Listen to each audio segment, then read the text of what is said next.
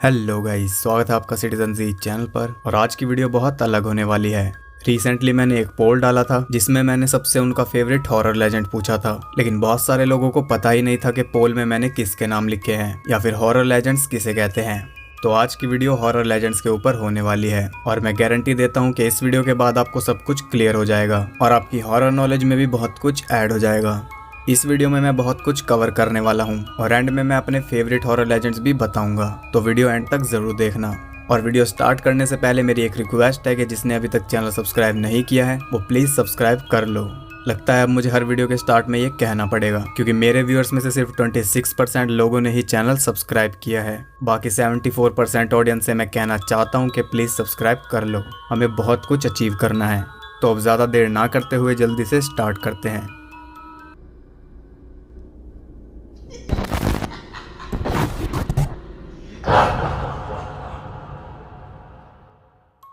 तो हम स्टार्ट करते हैं हॉरर आइकन से।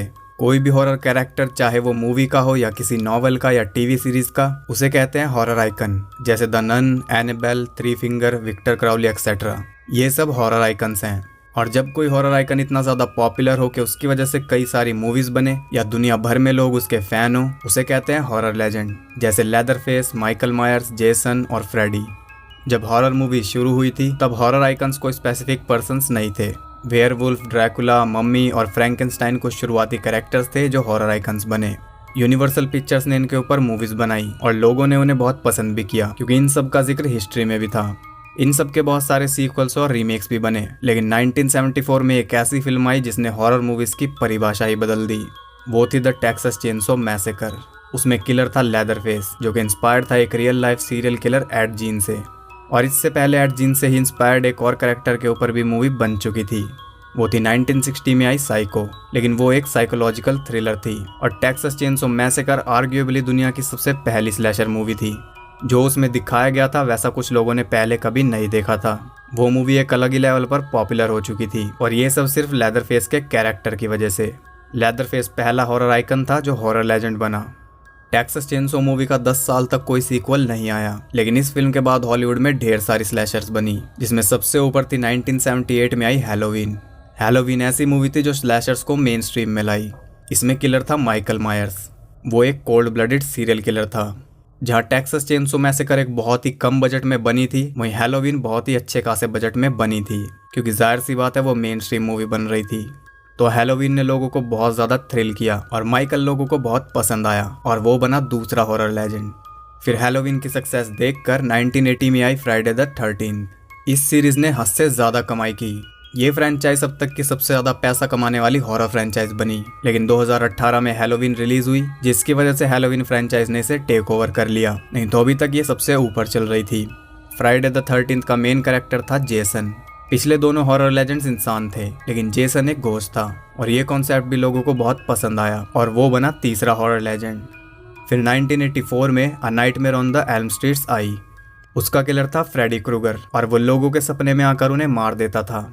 इसका कॉन्सेप्ट भी बहुत ज़्यादा यूनिक था, इसलिए ये लोगों को बहुत पसंद आई और फ्रेडी बना फोर्थ हॉरर लेजेंड। तो ये चारों शुरुआती हॉरर आइकन्स थे जो हॉरर लेजेंड्स बने, और ऐसा नहीं कि मूवी आने के बाद ये लेजेंड बन गए थे।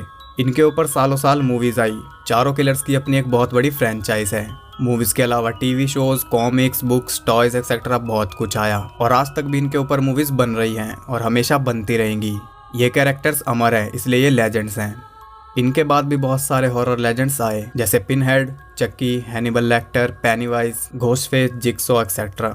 इन सब ने हॉरर इंडस्ट्री पे राज किया, इसलिए ये सब लेजेंड्स में गिने जाते हैं। सबकी अपनी एक फ्रेंचाइज है, और सिर्फ फ्रेंचाइज नहीं बल्कि सक्सेसफुल फ्रेंचाइज है। अब लोग इनको अपनी पसंद के हिसाब से टॉप 10 में रखते हैं। कोई कहता है कि जेसन सबसे अच्छा है, कोई कहता है फ्रेडी सबसे अच्छा है, लेकिन मैंने कोई टॉप 10 लिस्ट नहीं बताई है। मैंने ईयर वाइज आपको बताया कि सबसे पहले कौन सा कैरेक्टर इंट्रोड्यूस हुआ था। और कहीं ना कहीं आज जो हम हॉरर मूवीज देखते हैं वो सब इन्हीं की वजह से है। चाहे कैसा भी हॉरर आप देखते हैं, उसमें सबसे ज़्यादा कंट्रीब्यूशन स्लैशर्स का ही है। अगर ये मूवीज तब रिलीज ना होती तो शायद आज इतनी हॉरर मूवीज ना बनती। इनके अलावा कई और मूवीज रही जिन्होंने लोगों को और भी ज़्यादा पॉसिबिलिटीज़ दिखाई, जैसे इविल डेड। ये भी एक लेजेंड मूवी है, लेकिन इसमें कोई मेन किलर नहीं था। तो आई होप कि आप सब अच्छे से समझ गए होंगे कि हॉरर आइकन क्या होता है और हॉरर लेजेंड क्या होता है। अब बात करते हैं मेरे फेवरेट हॉरर लेजेंड्स की। तो मेरा फेवरेट है लेदर फेस, क्योंकि बेसिकली वही पहला कैरेक्टर था जिसने सबके लिए रास्ता खोला। उसके बाद आता है माइकल और फिर जेसन। ये मेरे टॉप 3 फेवरेट कैरेक्टर्स हैं और मैं ये ईयर वाइज नहीं बता रहा हूँ, ये जस्ट मेरे फेवरेट हैं और इन तीनों को मैं आपका भी फेवरेट बना दूंगा।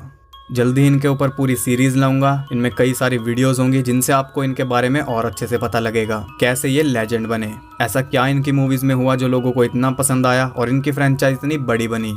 तो जल्दी ही मैं इन सब के ऊपर भी वीडियोस लाना शुरू करूंगा। अभी फिलहाल मैं सिर्फ माइक का वेट कर रहा हूँ, क्योंकि मेरे पास माइक नहीं है और फ़ोन में लॉन्ग ऑडियो रिकॉर्ड करने में बड़ी दिक्कत होती है। तो आई होप आप समझ पाओगे।